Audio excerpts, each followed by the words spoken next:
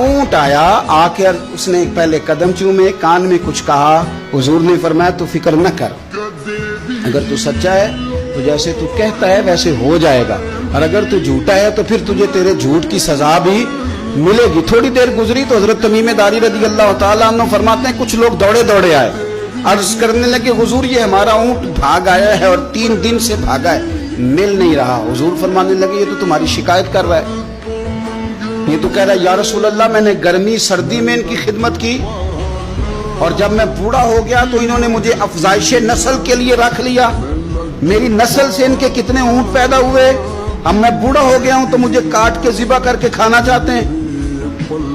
उसने कान में कहा, हुजूर ने तर्जुमा कह के बताया। करीम रसूल फरमाने लगे बोलो तुम क्या कहते हो? कहने लगे सोने जी जिसने जो आपको बताया ना बिल्कुल ही सच बताया।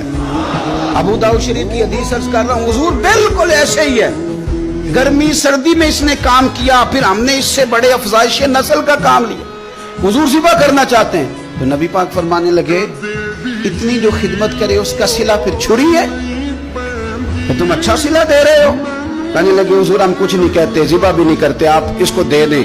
हुजूर फरमाने लगे अब नहीं मैं तुम पे एतमाद करता, इस तरह करो मेरे हाथ बेच दो। 100 दिनार का मेरे नबी पाक ने ऊंट खरीद लिया। हुजूर ने ना ऊंट को थपकी दी, फरमाया जा तू आजाद है। ऊंट ने ना पता नहीं क्या बातें की, एक बात की तो हुजूर ने फरमाया आमीन, दूसरी की तो कहा आमीन, तीसरी की दुआ की तो कहा आमीन, चौथी बात ऊंट ने की तो नबी पाक रो पड़े। ऊंट चला गया। सहाबा कहते हैं अर्ज की या रसूलल्लाह ऊंट ने क्या कहा है?